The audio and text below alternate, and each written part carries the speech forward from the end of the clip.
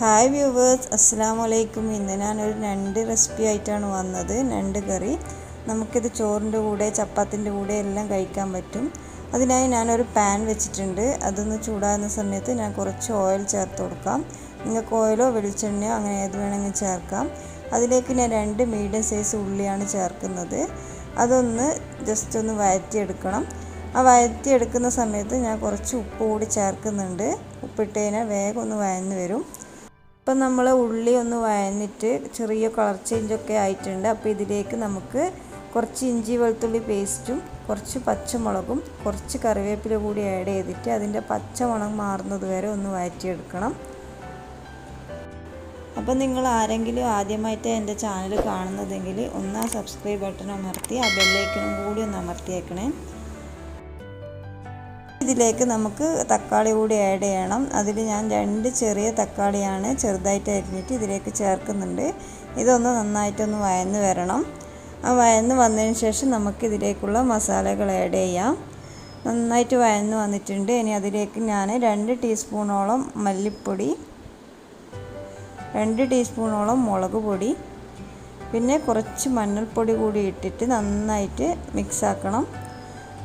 ആ മസാലയൊക്കെ നന്നായിട്ട് ആ ഉള്ളിയിലും തക്കാളിയിലൊക്കെ പിടിച്ച് നന്നായിട്ടൊന്ന് വെന്ത് വരുന്ന സമയത്ത് നമുക്ക് ഞണ്ട് ചേർത്ത് കൊടുക്കാം.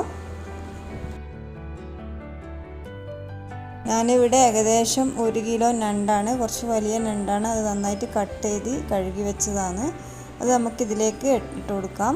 എന്നിട്ട് ആ മസാല ഞണ്ടിലേക്ക് നന്നായിട്ടൊന്ന് മിക്സാക്കി എടുക്കണം. മിക്സാക്കി ഒരു 2-3 മിനിറ്റ് ഇതേപോലെ വെന്ത സമയത്ത് നമുക്ക് കുറച്ചുകൂടി വെള്ളം ഒഴിച്ചിട്ട് നന്നായിട്ടൊന്ന് അടച്ച് വെച്ചിട്ട് തന്നെ വേവിച്ചെടുക്കണം.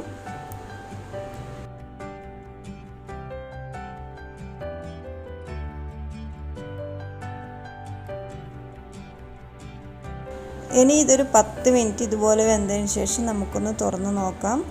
നമുക്ക് നല്ലൊരു സ്മെല്ലൊക്കെ വരുന്നുണ്ട്. നന്നായിട്ട് ആ ഞണ്ടിൻ്റെ വെള്ളമൊക്കെ നന്നായിട്ട് ഇറങ്ങിയിട്ടുണ്ട്. ഇനി ഇതൊക്കെ നന്നായിട്ടൊന്ന് മിക്സാക്കി ഈ സമയത്ത് ഞാൻ കുറച്ച് ഉപ്പ് കുറവായതുകൊണ്ട് ഞാൻ ഉപ്പിട്ട് കൊടുക്കുന്നുണ്ട്. നിങ്ങൾ ഈ സമയത്തൊന്ന് ഉപ്പ് ജസ്റ്റ് നോക്കി നോക്കണം. ഇനി ഇതിലേക്ക് ഞാൻ 1 ടേബിൾ സ്പൂണോളം കുരുമുളക് പൊടി കൂടി ചേർക്കുന്നുണ്ട്.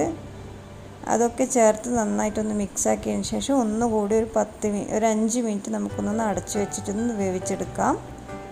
അപ്പം നമ്മൾ 5 മിനിറ്റ് ആയിട്ടുണ്ട്. നമുക്കൊന്ന് തുറന്ന് നോക്കാം. അപ്പോൾ നന്നായിട്ട് മസാലയൊക്കെ പിടിച്ച് നന്നായിട്ട് വെന്ത് വന്നിട്ടുണ്ട്. നിങ്ങൾക്ക് ഈ ഒരു വെള്ളം വേണ്ടാന്നുണ്ടെങ്കിൽ കുറച്ചുകൂടി വറ്റാൻ വേണ്ടി വെക്കാം. അപ്പോൾ ഈ സമയത്ത് ഞാനൊരു ഇൻഗ്രീഡിയൻറ്റ് കൂടി ചേർക്കുന്നുണ്ട്. ഞാൻ കുറച്ച് ഗരം മസാല ഇതിലേക്ക് ആഡ് ചെയ്യുന്നുണ്ട്.